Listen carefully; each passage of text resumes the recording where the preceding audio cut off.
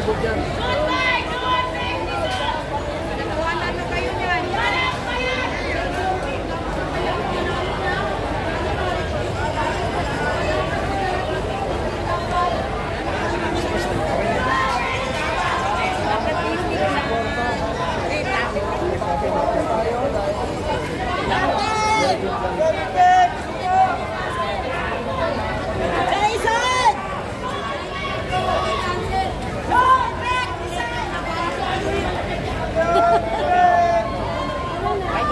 Magbabay na kayo kay Sir John Vic.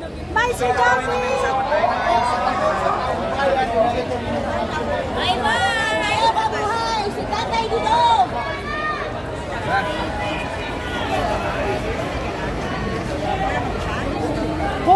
Pal ka! Tumalis ka dyan! Naka-John Vic! Nakasar ka! Nakakagigil! Nakakagigil! Ayan!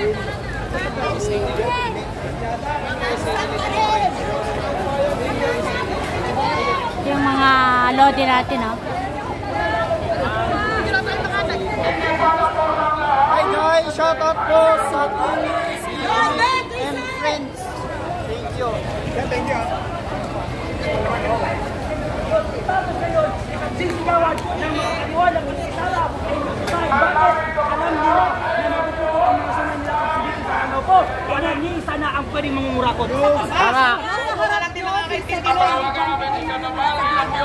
Ano yung mensahe niyo sa kanya kung gusto niya makipag-usap ng harapan? Kung gusto mo makipag-usap, John Vic Rimulya ng harapan sa taong bayan, bumaba ka dyan sa pwesto at explain mo sa taong bayan na ang amo mong bangag ay hindi bangag at hindi maniniwala ang taong bayan dyan, John Vic Rimulya.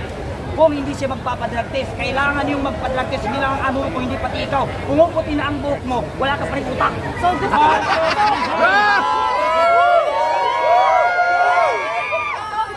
sundin yung sinasabi Yes!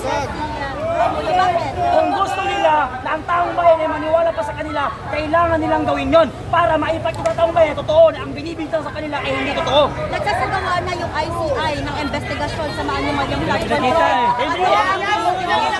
Okay, ang taong bayan walang paniniwala sa ICI. Bakit? Ang ICI, ginagawa nila ngayon state witness si Martin Romualdez na alam naman natin na si Martin Romualdez ay isang malaking magnanakaw at ang ICI ay isang bayad na departamento ni Bongbong Marcos na hindi maglalabas ng katotohanan. Naniniwala ba kayo na hanggang Pasko meron pang makukulong madadagdagan pa? Sunod-sunod na yan at ang pangarap ng taong bayan ay si Bongbong Marcos ang makukulong pati si John Vic Rimulya. So sila ba yung sinasabi niyong malaking isda? Yes! Si Bongbong Marcos ay isang malaking balye ng pating na napakalaki ng mga sungay. Siya yung tutulo ng mga alam nyo, kaya ko sinasabi na si Bongbong Marcos ang pinakaulo ng mga kurakot. Kaya ko sinasabi na si Bongbong Marcos sa pinakaulo ng kurakot dahil siya ang umaapruba sa lahat ng project at sa lahat ng budget. Si Bongbong Marcos ang pumipirmahan yan bago mapunta doon sa silanan ng mga kurakot. May mga sinabi si Jaldi ko na kasabwat ng Pangulo. Ito ba dapat paniwalaan ng Yes! taong bayan? Dapat natin paniwalaan dahil si Jaldi ko ay isa sa mga kurakot at nagnakaw sa pera ng bayan. Ngayon, si Jaldi ko lamang ang makakapagturo kung sino ang mga kasabwat at sino ang leader nila sa mga pagnanakaw. At kinuha mismo doon, si Bongbong Marcos ay sangkot sa pagnanakaw sa ating pera. So yung panawagan nyo ngayon, bumaba sa posisyon. Yes! Yan ang panawagan namin. Kung hindi makapalang pagmumukha mo Bongbong Marcos, bumaba ka na sa pwesto dahil buong sambayan ng Pilipino ang nagsisigaw ng Marcos time, kaya dapat ka na bumaba sa pwesto mo. Yan! Kung gusto mo na mahal mo ang taong bayan at mapaganda ang ating bansa, mas mainam na bumaba ka sa pwesto para maging peaceful ang ating bansa. Dahil nakakaya sa lahat ng mga Pilipino at nakakaya sa ibang bansa na ang ating bansa ngayon ay kurakot at ang namumuno sa atin ay wala sa tamang pag-isip. Ito bang ano nyo, ginagawang rally, protest rally dito sa Recto? Masusundan pa ba ito? Yes! Masusundan to hanggat hindi bumababa at napapakulong ang mga politikong sangkot sa anomalya. Pero hindi naman magagaya na nangyari sa September 21 protest rally na nagkaroon ng... So, hindi natin yun gagayahin pero hindi natin sila mapipigilan kung kaya gagawin nila yun dahil sa tagal-tagal ng panawagan natin na bigyan ng hustisya at karapatan at naikulong mapanagot ang mga politiko hanggang ngayon wala pa rin kami nakikita. Kaya kung meron man sa mga grupo o political organization ang gumawa po nun, hindi namin masisisi dahil yun ay galit nila at dapat lamang yan sa mga politikong magnanakaw. Salamat sir. Mula po kayo saan sir? Mula ako sa Mindanao, kaya kung ang balay sila sa lubong ko yung pinapakain ng NBI, Ayun! Nandun dyan, may Krimulya! Ipakita si Jan Mikrimulya, andun! Si Jan Mikrimulya, andun, ipakita niyo! Kanina sa kanya kasi nagmamahal. Wala, nagtago na. Hindi po pwede makipag-usap sa isang tuta na ulol. Hindi siya bumababa. Kung gusto niya makipag-usap, dito siya bumaba. Kung gusto niya magsutukan pa kami. Yan ang Mindanao. Salamat po, salamat. Maraming salamat. Malaban. Maraming salamat. Mabuhay tayo mga Pilipino! Maraming salamat.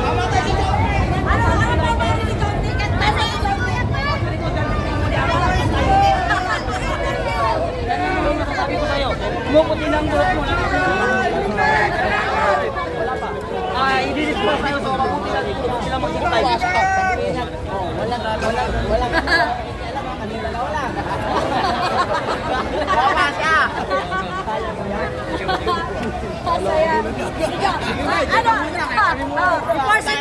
Impersonate si Jompik. Impersonate si Jompik. Kaya ni Park. Kaya ni Marvin yan. Ayan, Jompik, oh. Ano ni Jompik? Ay, si Junbik nahulog!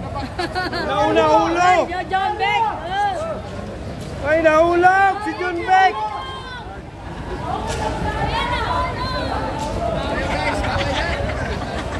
Nahulog! Namuti yung buhok! Puti yung buhok ko.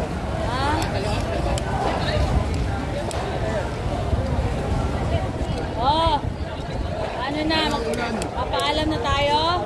Papaalam na tayo! Papaalam na kami dahil nakita na namin si Jompik. Alis yung mga tao, kaya tara na kasi may usap na dyan. Okay, tama.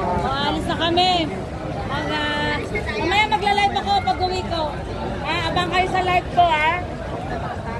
Salamat sa mga sumama. Kasi this person, marinig tayo na.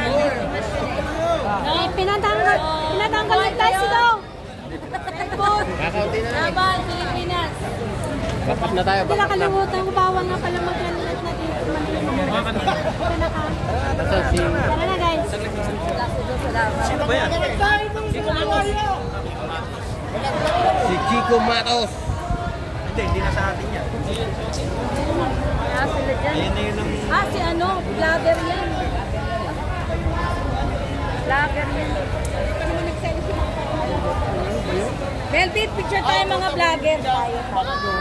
Ano sila? Remembrance ba? Oo, nagkalat. Yung mga vlogger ni Bangag nandun sa loob. Kahit na 3 views lang yun. May sahod. I-disperse na tayo. Picture.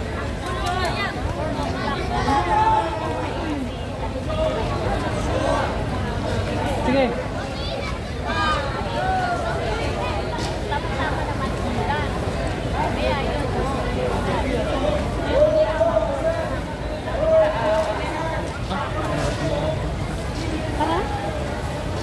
Nag-video ka pa ba?